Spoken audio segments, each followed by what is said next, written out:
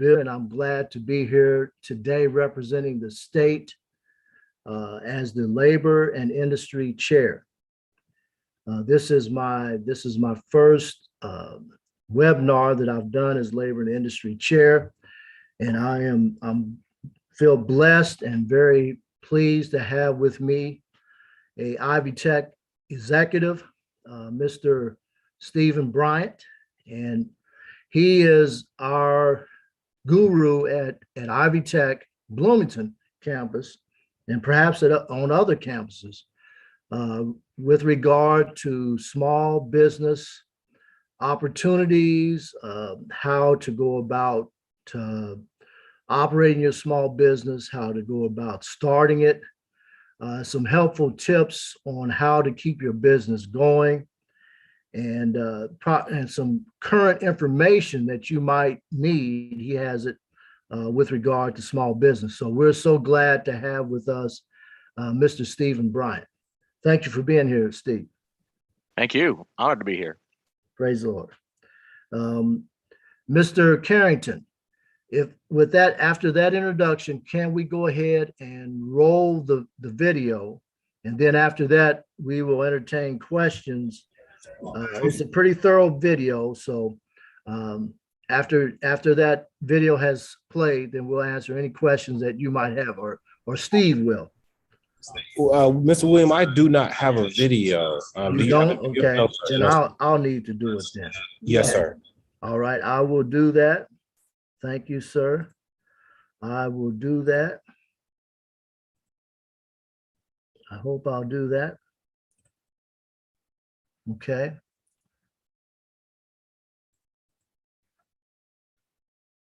Hello, my name is Reverend William Alonzo Vance Jr. Bill. I am here at Ivy Tech, and I'm talking with Mr. Steve Bryant, and I'm going to allow him to tell you what he does here at Ivy Tech. Mr. Bryant. Oh, thank you. Appreciate the invite. So I am Steve Bryant. I serve as the executive director for the Gail and Bill Cook Center for Entrepreneurship here at Ivy Tech. We're the entrepreneurship center for all of our students here at the Bloomington campus, and we work statewide to help Ivy Tech's entrepreneurship program thrive. We also host the regional office for the Indiana Small Business Development Center, which is Indiana's agency. Mr. William? Yes. Has 10 regional We cannot see the video. You cannot see the video. Okay. Let's see what's going on here. Okay, it says your screen is sharing. Okay, it says my screen is sharing. It's not sharing? We can see the your computer files and we could hear it. It's playing, but we're not seeing the video part of it. You may have to restart the video part. Okay. Let me go here. Okay, you see that? Okay, let me stop sharing. Stop sharing and go back. That might do it. Okay. All right. So we go here, start the video. I'll start the video, right? Mm-hmm. Okay. And then share.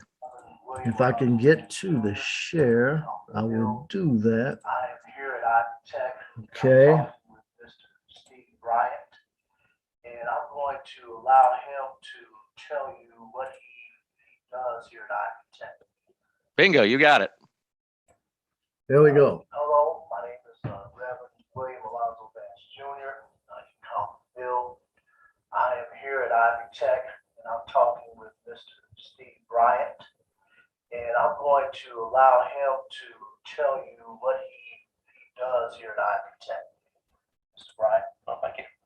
Appreciate the invite. So I am Steve Bryant. I serve as the executive director for the Gail and Bill Cook Center for Entrepreneurship here at Ivy Tech. We're the entrepreneurship center for all of our students here at the Bloomington campus, and we work statewide to help Ivy Tech's entrepreneurship program thrive.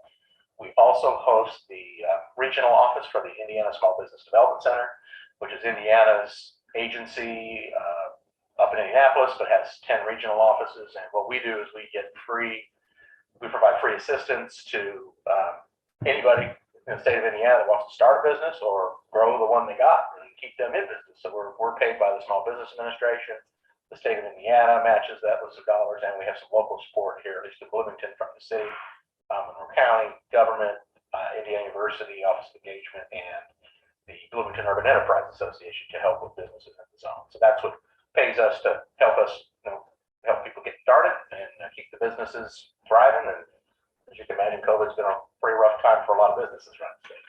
Yes. Well, you answered one question I had. Cash flow issues are a major culprit in failure of Black-owned businesses. And you told us of several funding opportunities that a business has. Could you go over those just one more time? The IU, Indiana. Indiana University's Office of Engagement there, that kind of group does all the outreach for the college and university. Monroe County government provides us some support, so we help support small businesses in Monroe County, and the city of Bloomington also invests in what we do to help, because they obviously have a stake in keeping small businesses going in Bloomington, Indiana. So these are some of our local partners. You talked about grants and funding, so because of COVID, there's a lot of federal funds that have flowed either directly to organizations like ours or down through the state of Indiana that have provided grant funding or loan funding for businesses impacted by COVID. Most of those people know is that the Paycheck Protection Program, where it provided some support for lost revenue for expenses you had, payroll, rent, utilities, those kinds of things.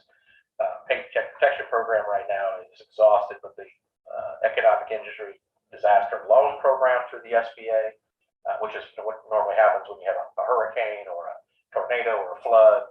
They provide federal dollars for low interest loans primarily to help small businesses stay afloat and recoup losses. That program is still going. In fact, they just moved their cap from $500,000 to $2 million per business.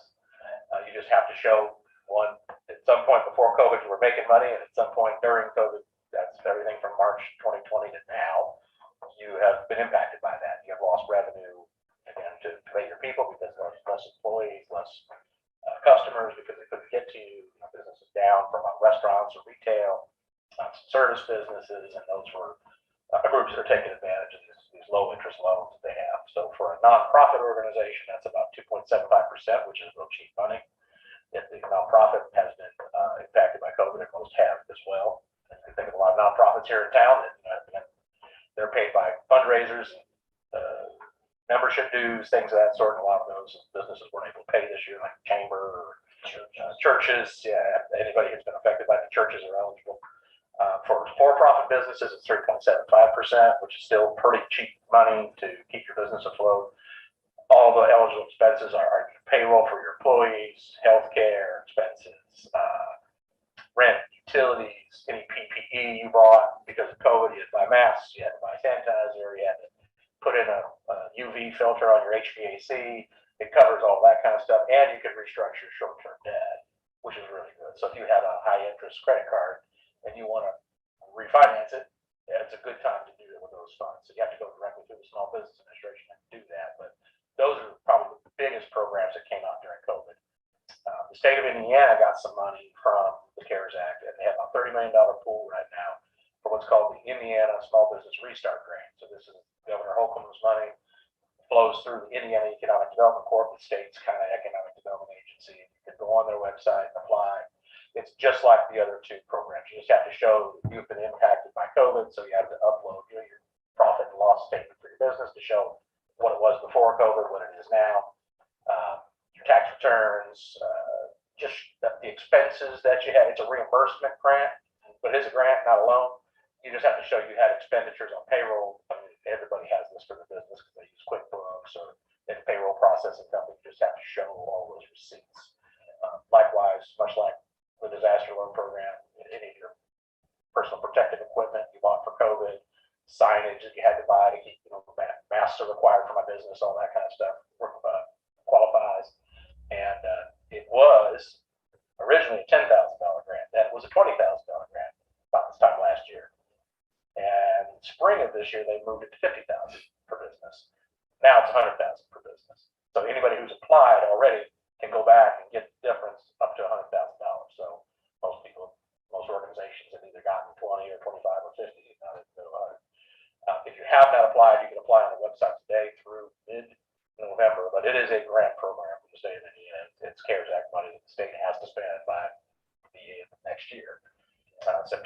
So really good program. I mean, it's really helped a lot of Hoosier business. I know a lot of minority-owned businesses have taken advantage of it. Because I know we've sent a lot of them to the state portal to apply. But anybody can do that now. If you Google Indiana Small Business Restart Grant, it'll come up. Okay. Thank you for that information. Taxes.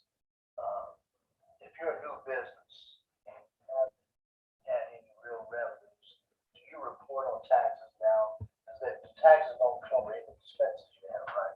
Not necessarily. Yeah. I mean, if you don't have revenue yet, you're obviously not going to be paying any taxes, but you may have tax gain off of that, or taxes you could write off, so to speak. And that's between you and your tax preparer, or if you use H&R Block, or if you use an accountant.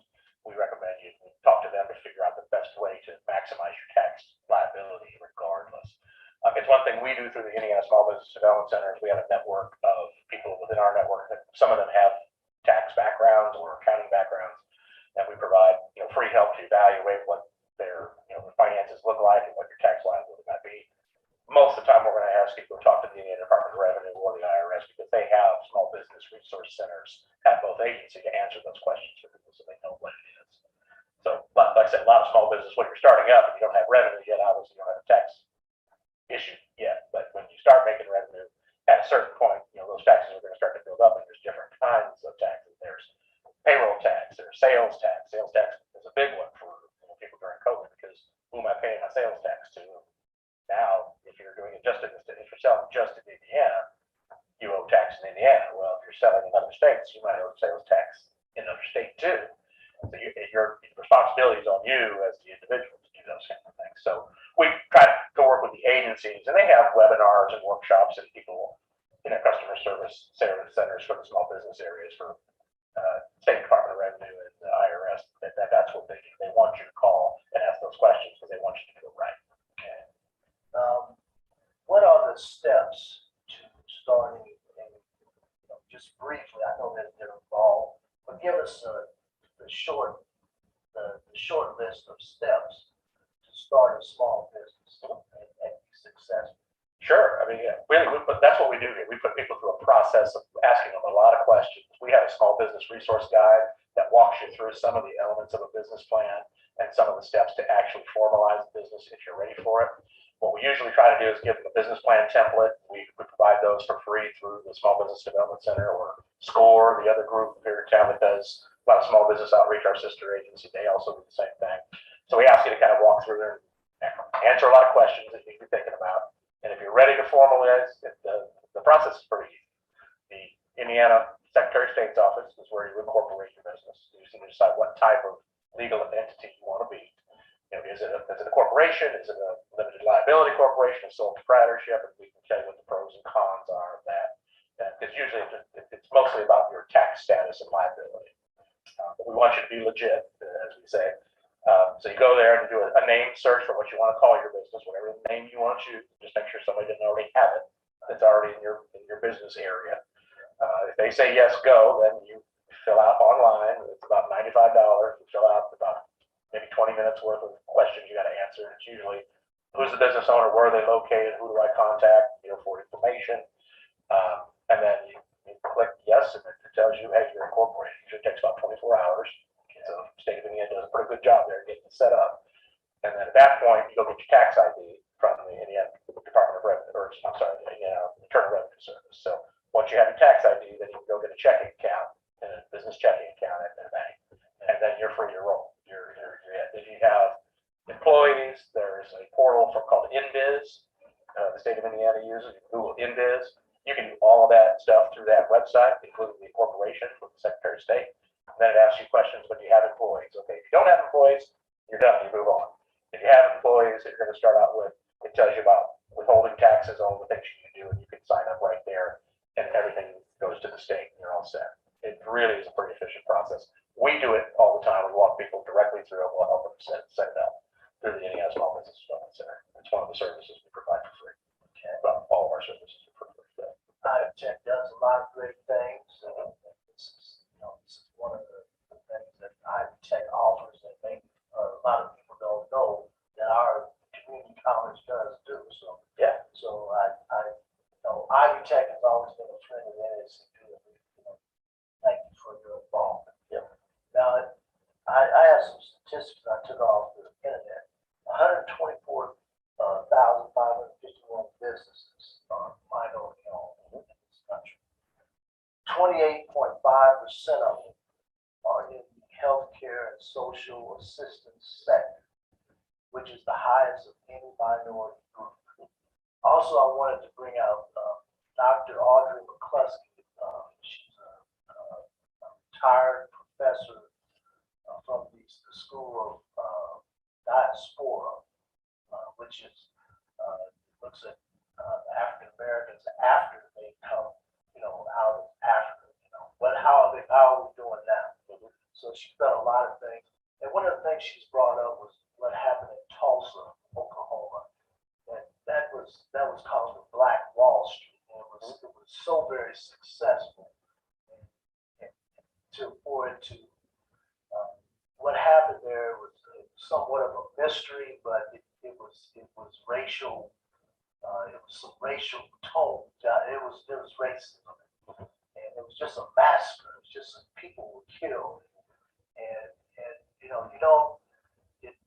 a lot of times African Americans we feel like we're not able to have minority businesses in our own neighborhoods, and I don't know what has happened. Are we fearful, or are people not taking a chance on us, or what? But looking at these numbers here, 124,551 businesses in this country, and I don't know how many businesses. I mean, I'm sure it's probably big small businesses. Maybe that number is not too bad, but so African Americans, I think, we're hesitant to form businesses. So yeah. Do you have any advice for minorities that go into businesses? What would you tell them if you want your business to be successful? Well, we work with more than million businesses in the state of Indiana. I think it's closer to 600,000 are existing today, and we probably deal with 5,000 a year through the Small Business Development Center network and ID Tech and our partners. Probably a quarter of those are in the minority category, which actually is a pretty good number because if you think of the population we serve and where we are in Indiana, in Bloomington, we have a significant number of Black residents. The counties around us, not so many. So our clientele kind of follows our population makeup, if you will. But we've been more than double that because we have partners in the community like Mr. Thomas, who's on our board of trustees, who he brings minority-based entrepreneurs to us who want to get something started. Yeah, okay. Carvin Thomas. Okay. Yeah, yes. Carvin. So Carvin is one of our Oklahoma community champions. That's what we have lacked as I think as a network for a long time is champions in the Black community want to bring people to us because there's distrust of government, period, that we found, and people don't feel like, oh gosh, I don't want to work with them because they're the government. I've had a bad experience. So, but we are here to serve anybody who comes in the door, and we want to serve our minority businesses. So we've been kind of more purposeful to say, hey, Carvin, can you connect us to some people that you're working with and mentoring? And he's got, I think he brought us a dozen clients last year, early this year, to mentor and help them with their business ideas. Some of them were nonprofit ideas, some of them were for-profit ideas, some already had the business going, and we're just trying to make it more legitimate. Some of them were trying to grow the business they had, and some of them were just still kicking the tires. Yeah. So we can meet those clients anywhere in that spectrum and put them through our process. Really, it's just trying to help them figure out where they want to go and how fast they want to do it, and then connecting them to all the resources that we have. All of this is free, and all they got to do is call us, email us. If they want to stop by, we can meet people in person. We can do it by video chat. The whole statewide network. This is what we do, and we're here to do it every day. And we just somehow lacked that connection with some underserved communities, the Black community, the Latino community, because there's, like I said, the distrust of government. We don't consider ourselves government. We are part of a state agency, but we're really just a bunch of people here to help them answer questions and move forward. If they have the business idea, we're going to give them, some transparent feedback on what we think of their idea, because if they haven't done their homework yet, we want them to do the homework before they put their hard-earned money out there to get the business going. And sometimes they're going to do it anyway, but we want them to do it the right way. So we're here to be their partner and their champion for a long time. consultation, talk about what you want to do. If we have somebody who's in that business area that we can set you up as a mentor, we'll do that. We have a lot of chambers of commerce. The Indiana Black Expo, we worked with them during COVID to reach more Black businesses out across Indiana, which has worked out really, really well because they didn't know we were here. Because they didn't know this organization is here to provide free help. And if it's links to funding, if it's links to free market research, getting their value for the business that they have because they're thinking about selling it, we can do those kinds of things. And then Ivy Tech has a new program called RISE. It's a 1-year certificate that basically walks you through all the elements, put the business plan together, and you walk out ready to go pitch to investors. And you get to meet everybody in the community who's there to help you from a startup standpoint to accountants, attorneys, insurance agents, anybody that you need to help you beef up that area of your knowledge source so you can be more successful as you get the business going. Certificate program, how many hours is that? So it's about, let's see, it's 3 times, about 15 hours, I think. I think it's 15, and you walk out with a certificate. And again, most people who come to us don't come to us for entrepreneurship, they come for culinary, Yeah, but they want to do food truck. yeah. Okay, so we'll give you the business part of that. You go to culinary, you come take the business part with us, and you're ready to go. And it's a great program. It's really affordable. As you know, the tuition here at Ivy Tech's a little bit different than it is at Indiana University or Purdue. Very affordable. It's a great class because it's cohort based. So you go in with 18 of your other friends and neighbors, and you all have a different business idea. You kind of play off each other, and you get to meet everybody in the community that can help the business. And if you decide to go forward, you have this entrepreneurship center and the small business development center to help continue that journey. Or if you decide, man, it was a pretty bad idea, maybe I'll need to think about it for a while and I'm better off working for somebody else. Well, you've been trained on how a business owner thinks, particularly a small business owner. So you're valuable to that entity now. They're going to want to interview you. They're going to want to bring you aboard because you think like they do. I always use the example of, now you know why you want me to use the cheap paper clips, not the most expensive ones on the shelf. Okay, because you don't necessarily need the most expensive ones when your business is still growing, and every cent is important. So we think that's a great training program for the state of Indiana and a huge boon to the workforce. Because if somebody does want to start their business, great. They may not want to do it now because it's not right, but maybe in 5 years they say, hey, now I'm ready to do it. I've thought about this and I've come back, but I learned early on and I'm valuable to that employer right now, and they're looking for people. Everybody's looking for people right now. The issues of most businesses I'm dealing with, are I can't get enough of my supply chain figured out because everything I order is on the delay, or the cost is going up in a major way. The other thing is they can't find people. And that's at least 80% of businesses I deal with. Right. So it is a good thing in this country to be a small business owner. Absolutely. It's a good thing. There's never been a better time to start a business. It's not hard to do. It's hard to make the business work. It's hard to understand all the things you need to know as a business owner. But that's what we're here to do, is hold your hand, give you a lot of feedback, and connect you to the right partners to make your chance of success that much more easy. And there's a lot of Black businesses in Bloomington, Indiana that are doing that right now, and they're doing just fine. And again, they're all trying to make it work. And whether it's a side hustle or their full-time thing, we want to help them along that journey and keep them going. And one lad, you say you're working with Indiana Black Expo. Have you been to their new site? They have new gigs. I haven't, my colleagues have. Okay. Yeah, because they work with them directly through the pandemic with some CARES Act funding to support some programming they did. Okay. Yep. And you got, I hear it's cool though. well, it seems to be. They had some issues there at the beginning.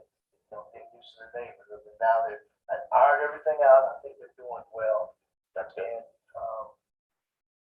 is there anything particular that you want to say that they're doing with you all here at Ivy Tech? Yeah, a lot of the work that we did was a series of webinars and workshops online that business owners could take advantage of, particularly designed towards the Black community.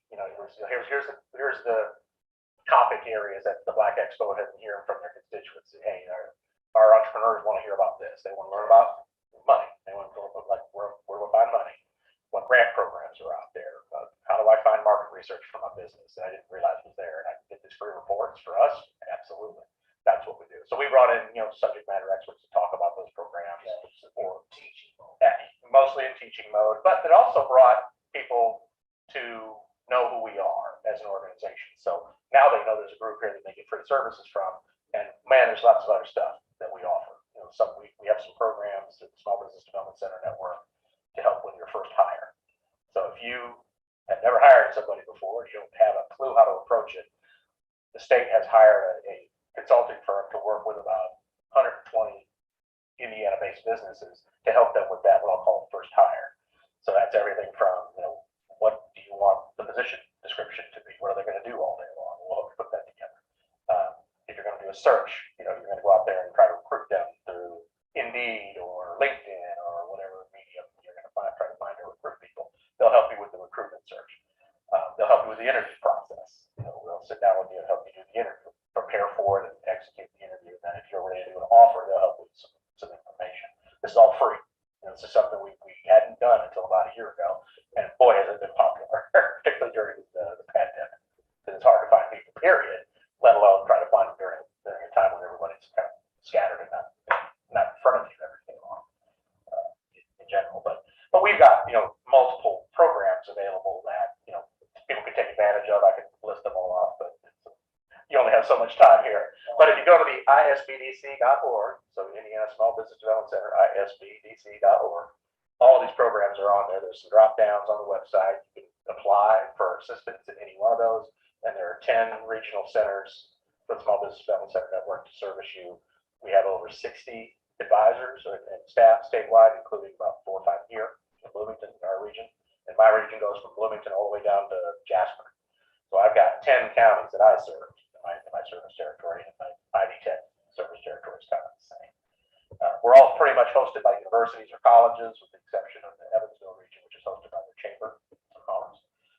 But again, this is your tax dollars working for you. You should take advantage of it. We're here to provide free help, you know, for everybody that wants to start a business. And then if you're in business and you're growing fast and you have lots of questions, but you don't know what you don't know, we're here to help with that. And if you're 18 months in and you're burned through all your cash because the customers didn't come in because of COVID or for whatever, I need to right the ship. What do I do? We can help work on some strategies to see if we can help, you know, figure out how to make it stay. All right.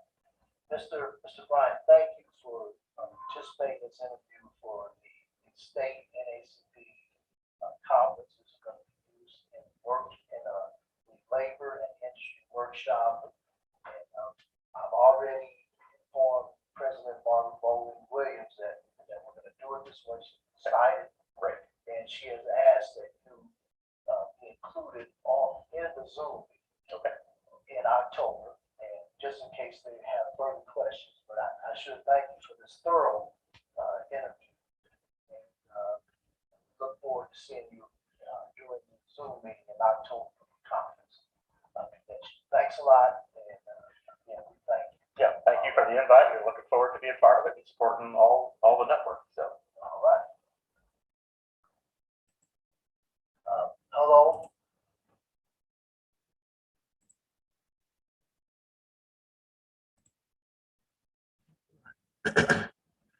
All right. We're back. We're back live now. You just looked at the video that Mr. Bryant and I had. My son recorded everything, so we had a good time doing that. And as we said, that was a very thorough interview that we had with Mr. Bryant. He told you that Ivy Tech is it's a free resource that you can consult with them. And at this time, we will entertain any questions. Mr. Bryant will entertain any questions that you might have. Let me look at my chat here first, Mr. Bryant, and see what we have. I see that you have the Ivy Tech Entrepreneurial Program. You have the website here, and you also have the Indiana Black Expo Small Business Resiliency Series. Is there anything you want to say about that? Do you know anything about that you want to share with us, or should they just go to the link? Yeah, well, I think what I was trying to do as people were listening to the video recording is, as I mentioned, an important program or resource. I was trying to throw the important resource link to their website into the chat. So there's 6 or 7 that I posted in there from the state's Indiana Restart Grant, Small Business Restart Grant, the State InBiz, State of Indiana's portal for starting a new business, and as you just mentioned, the Black Expo's Minority Small Business Resiliency Series. So I think I mentioned in there we had done a series of video recorded workshops with some subject matter experts on, different topics that entrepreneurs in the minority community might want to learn about before, they get started on their business journey. So those things are all listed in there. You should be able to get to all of those resources pretty much 24/7 online, as long as you got a connection. If not, get to the library real quick. And if we can help you out at Ivy Tech, not every campus at Ivy Tech statewide has an entrepreneurship center program, a live program on campus, but most of the courses are online as well. So if you can take the course remote, Ivy Tech has designed it so you can take it online as well. Okay. If Mr. Carrington is listening, is there, you said you would provide me a link to Facebook in case there were some questions on that media. Okay. I see his photo up there, but I don't see, he hasn't posted anything in my chat. So we'll just kind of keep going here. I looked at the conference on Facebook when Deb was giving her education summit. I just looked at it on Facebook. So I know we might have some people just looking at it there rather than coming on to our particular Zoom meeting.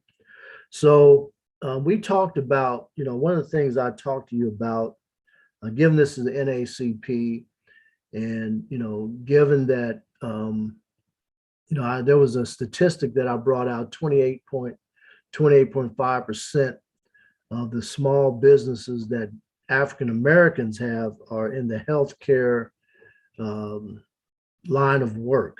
I wonder, that's kind of interesting. I didn't know that statistic. My mother was a healthcare worker. She was she ran a clinic, in fact, and but I did not know that we had as many African Americans working in that field. And I was wondering, one of the things you said was that many of our that we have a lot of African Americans, even in our Bloomington community. They have small businesses. Now, do they have storefronts, or are they running them from their homes? And, to run a storefront, it costs quite a bit. And, it's, that rent to actually run your business out of there is quite high. How are people running their businesses now? Are they doing it like market, the money market, like Amway type thing, or how are they doing it? Yeah, I think it's a little of all of those. I mean, you certainly have people that have, for instance, retail, restaurant, food and beverage businesses, hospitality, where, they're normally used to foot traffic coming in the door, particularly before COVID. And then as COVID hit, obviously that wasn't able to happen for a period of time. And it certainly was able to happen in many communities because of the COVID spread. There were restrictions by the health department and the state and others that restricted the number of people who could come in on a regular basis, and people are still scared sometimes to go out. So most of those businesses had to pivot quite a bit to get online, to find your customers through online means, or be able to pay through the website and do pickup and delivery, things of that sort. That's what most businesses have been able to do over the last year. One of the things that we did through the Small Business Development Center network, Ivy Tech, in partnership with Indiana University, at least locally, is, we had a Kelly School professor at IU reach out and say, hey, we've got a bunch of students here who are graduate level. They're smart techie, masters of science and information science in the Kelly School. And boy, they've all lost their internships, and jobs offers have been delayed because of COVID as it hit late, kind of this time last year, or late or mid last year. And is there anything they could do for small businesses? And I said, well, what kind of projects can they do? I said, well, these are people who could build websites. They could, help with social media platforms. They can help with pay solutions through a site. they can do research on different platforms for small businesses and help them learn how to use the tools and onboard them so that they can then move forward with some degree of knowledge. And we just started kind of doing it informally because the students were motivated. They were all stuck at home, or they were, somewhere in the United States or even beyond. And, we talked to the Indiana Small Business Development Center about it. We had done about 40 projects, mostly around Monroe County. And we were getting amazing feedback from these businesses saying, oh my gosh, you've helped me so much because I wouldn't have known how to do this. My revenue's been cut because my customers aren't coming in the door. I don't have the funds to hire a designer for a website, or I didn't know what pay solution to use to put into my website so people can buy from me. And then the state of Indiana, through the Small Business Development Center, put in a couple of $100,000 and said, well, let's take this statewide. And what started in May of 2020 to date has now been 550 projects statewide. I think in over 65 counties. More than 60% of the businesses we've helped are women-owned. I think a quarter of them are minority-owned.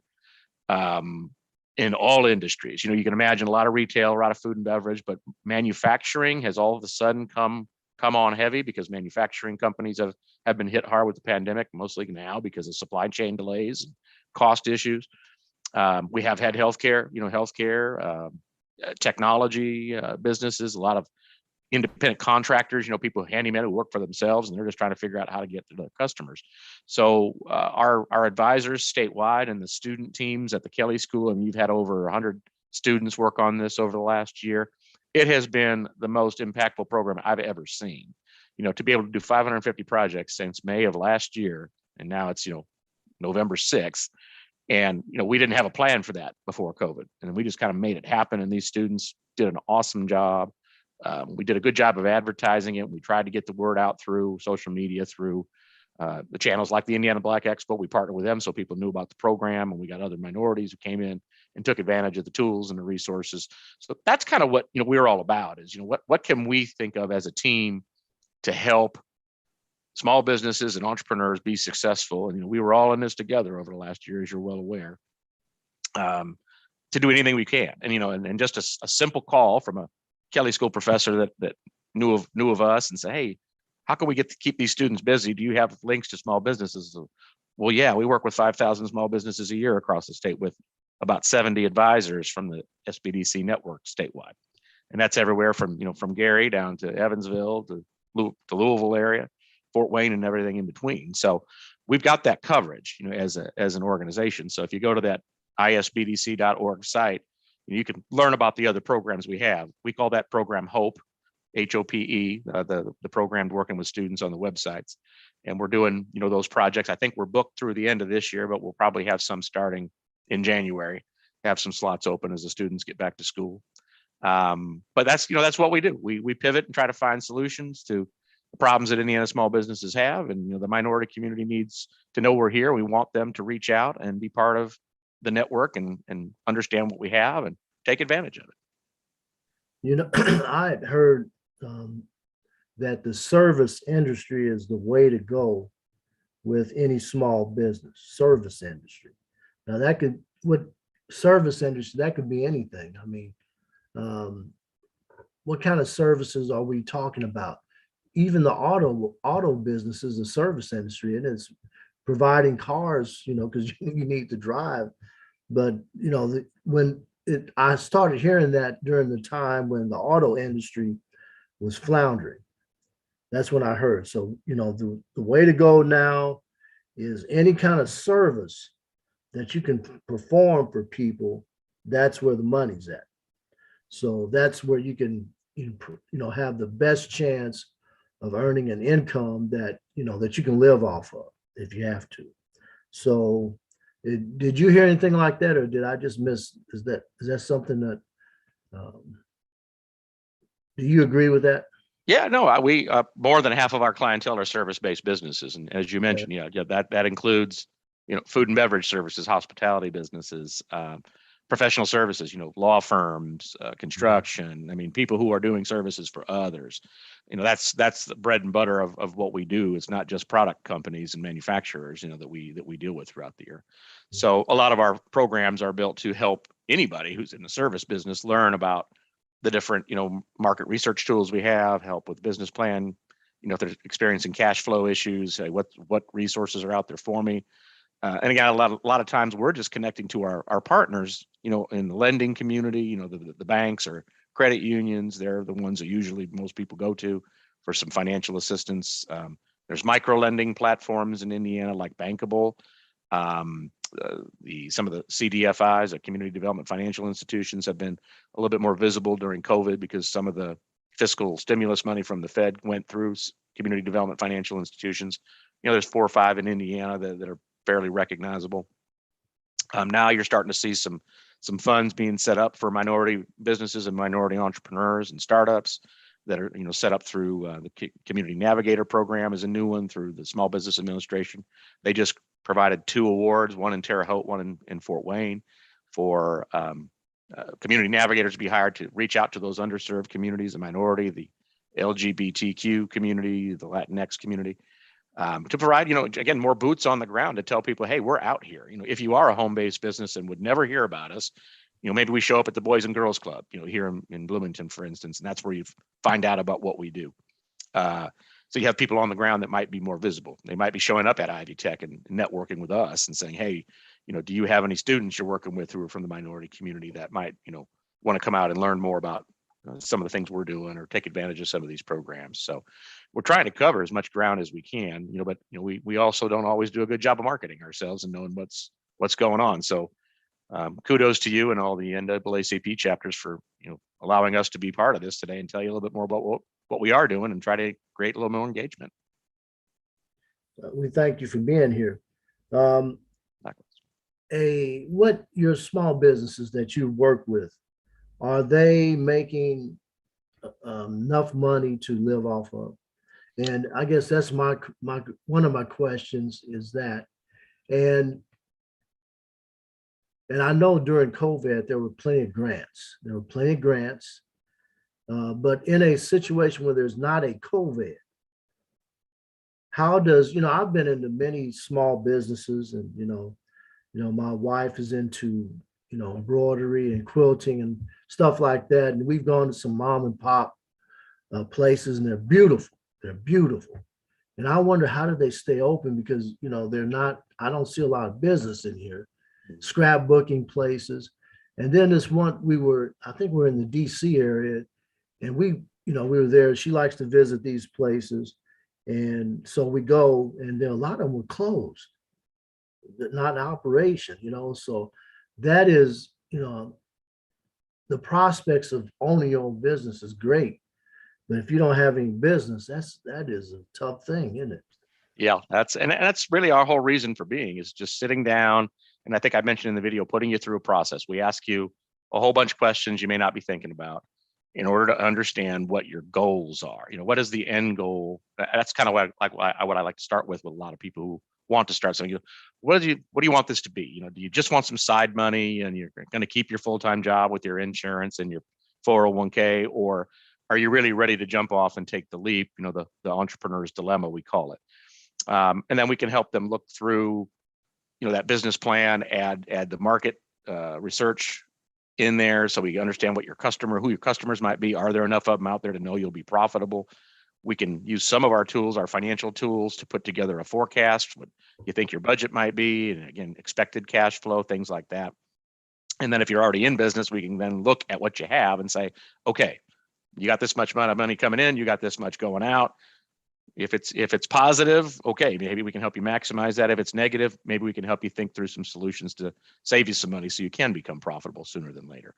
Because what we don't want you to do is get out there with grand expectations and realize you don't have the market you thought you had. You don't have enough customers here in the base to find you. And, like I said, 18 months in, the bank's not going to give you any more money if you haven't brought in revenue to pay off your loan, or, Right. if you have a line of credit. So, we don't recommend people use credit cards to start their businesses, but man, a lot of them do, because that's easy money to get. Unfortunately, it's also comes at a high interest rate. Some of the micro lending platforms out there for startups and riskier businesses, those are really strong assets for an entrepreneur to get started. You may pay a couple of interest points higher than your normal commercial loan, but if they feel comfortable banking you, no pun intended, early on, that's what it takes to get it going. If you can't borrow from friends and family, that's what you got to do. My ideal client is somebody who's already has customers and honestly has a supportive spouse or partner, with insurance, so they can kind of, get out there and really do it the right way and not have to worry about at least, putting food on the table every night and paying a light bill, so they can really move forward with some comfort and do it the right way. Those are easy clients for us to help because they've already found the secret sauce. They've already found people willing to pay for it, whatever that service or product is. And, the rest of us, some are sometimes trying to figure that out. We have a great idea that we think everybody buys into, and you realize, well, they weren't really interested. They kind of gave you lip service, and now you've invested 10K into it and you're not getting your return out, and you're probably going back to work for somebody else. So Right. unfortunately, we have to have those difficult conversations with our clientele, saying, sometimes the right thing to do is close it, and move on and do something different. Maybe it didn't work out, and maybe it didn't work out for a lot of reasons, and not all yours. I mean, who would have saw COVID coming, 2 years ago? Think about the storefront businesses when a major construction project goes on in front of them, and it just for 6 months, you're going to have nobody wandering in the door, What do you like do? 69 project. Yeah, like Yeah, I-69 or Going any, through or any. Martinsville, they had to, yeah. Yep, they're experiencing it right now. Absolutely. Anybody going up 37 on the next, I don't know if you've driven up 37 lately. I just did last week, and I don't recognize anything. Everything's been scraped along the highway all the way up to 465. I don't even know where the businesses are. The trees are gone. The overpasses are not there I didn't know you anymore. could get through there. Okay. Yeah. Well, you can. Yeah, you've got to connect further up, but Okay. yeah, but going forward over the next 2 years, that's where all the action's going to be. And if you're a Yeah. business over there right now, you're probably thinking the same thing I am. What am I going to do to get to my customers, or how are they going to get to me? So Yeah. you've just got to be always thinking, hey, what could impact my business on a daily basis? And unfortunately, it's what keeps entrepreneurs up until, all hours of the night, trying to think about how to make payroll and, pay the bills and service their customers. Right. I was projecting it takes, most, if you have a family, you probably need to make at least 50,000 at some point, 49, 50,000 at some point. So I mean, if you're going to run your own business and it's going to pay the bills for your family, you probably need to be making it 49,000 anyway. So, owning your own business seems like a wonderful thing. Particularly, I guess if I wanted to, I would want to have a business where I'm doing something that I love to do, and I hope that somebody likes what we're doing, and so we can, sell the product, whatever we're doing. But that whatever like scrapbooking, that's what my wife, she likes that. We were in Las Vegas over the fall break, and we went to a scrapbooking place she found, and it was really nice, but we were the only ones in there. So I mean, really beautiful place, but we're the only ones in there. So, yeah, I'd be curious to know how much business do they do online versus people walking in the door, But I tell you, but it's the way the store looks is really nice. Yeah. There's some nice stuff in there. And so maybe it could be an off day that day, but that would concern me. And I've been to some stores around here, and I wonder, how do you stay open? So between grants and like you said, if somebody in your family can, you have another money source, that helps. And so, yeah, I think having that family support and, is really, really important, Yes. and there's been many books written on this, the struggle of an entrepreneur is a lonely, dark place, yeah, unless, and your family's in the business with you, whether you like it or not. So, if Absolutely. that's your jumping off point, and you're not working for Cook, or Lilly or Yeah. Postal Service anymore, and that nice, safe, convenient payroll and benefits and healthcare and every day, you're on your own, when you're starting your business, but it can be empowering. It does motivate people to really do things the right way. Yeah. And we always say, rely on your partners. Again, your family, your family and faith first. Those are really important to set your business off on the right direction. Right. And then, your partners are your attorney, your lawyer, your banker, your insurance agent. These are the people that are the professionals that know how to help you along the way. And, none of us are mostly bankers. When we start a business, we may not even know how to, balance a checking account in a really nominal way. Who knows anything about insurance? I sure don't. But I know to contact my agent when I need help, and those are the ones that you need to be relying on. And those are the ones I always say, for your attorney, your accountant, those are the ones you want to pay the big bucks to keep you on the right path. Always look at your banker as your partner. They should be asking you questions about your business all the time, not just giving you a checking account and a credit card and, giving you a loan once in a while. They need to be helping you understand, hey, what's going on out in the business community as well, because they're out there with multiple clients, in different types of businesses, and they can be saying, hey, I'm hearing from some of your peers out there that here's an issue that's coming for your industry. Are you aware of this? And I've seen that happen many times, and the banker really helped them. So look at your lenders as your partner, not just as a person that gives you the loan and is the one asking you to pay once a month. They really should be your partner along the way. Yeah. And we explain that in our entrepreneurship classes at Ivy Tech, because we'll bring attorneys and bankers and all of those people in to talk. And then, even through the Small Business Development Center, one of the top things we do is we refer to those kinds of professionals so you can get the expertise you need, because I'm not a lawyer. I'm not an insurance agent. I'm not a banker. I know a little bit about all of those things, but I also know enough to say, I know when I don't know something, and I'm going to get the right people on board. Yeah, I agree.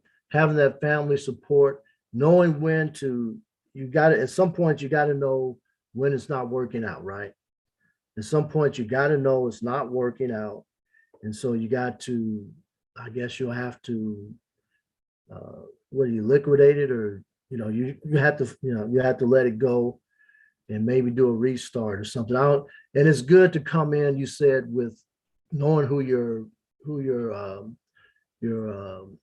clients will be, who your market. You already know your market's already established, so it's good to have that. So if you got that family support, and if at what point when you're not making enough money, when you're going to have to bow out, so you have cut your losses, make them to minimize them. Then that's when. So that's the takeaways I get from this. Maybe somebody will give you a grand, give you a few more months. But if it's not going well, unless you know something that we don't, it's probably not going to work out. But Yeah. I do like the idea of owning a small business. I really like it. But I think it's safe, safer well, I don't want to discourage anybody.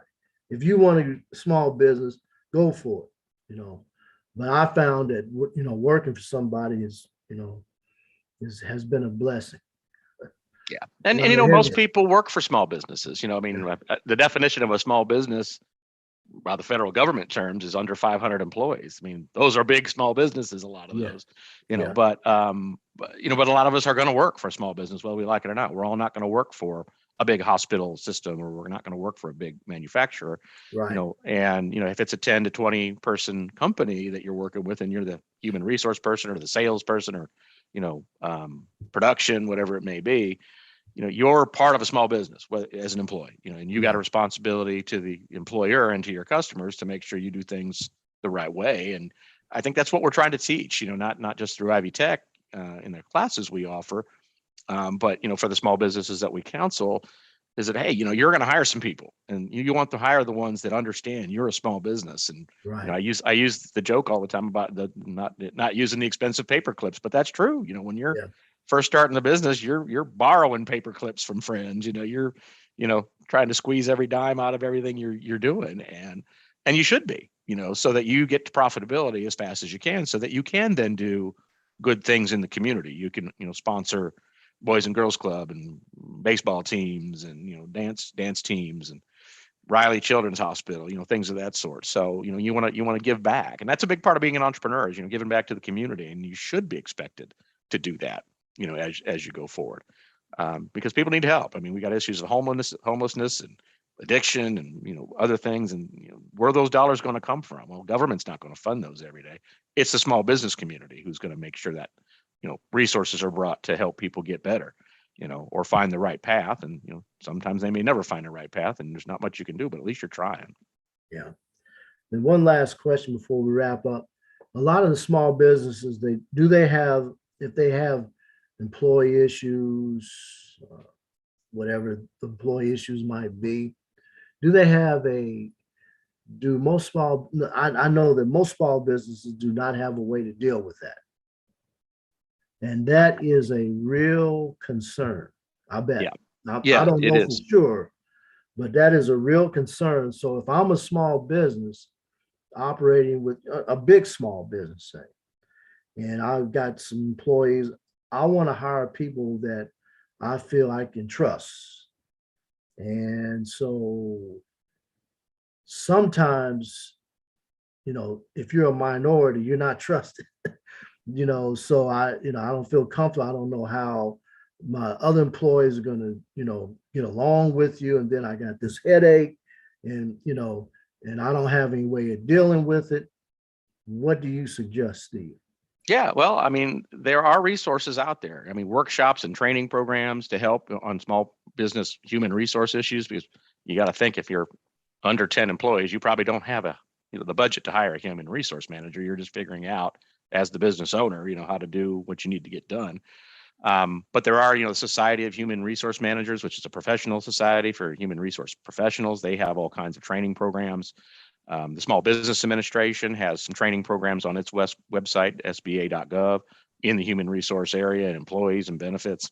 I think a lot of that stuff's out there. It's just kind of, not getting lost in Google and trying to figure it all out and trying to get to the right places as fast as you can. And, some of our small business development center advisors have backgrounds in human resources, so they might be able to offer some advice and counsel as well, and help people, solve problems they have. And let me just throw out the resources that I know the city of Bloomington has at the county level, like the Human Rights Council, both county and city. And so a small business could probably go there and get some help. So Absolutely. Yep. well, we have reached the 2 p.m. plateau here.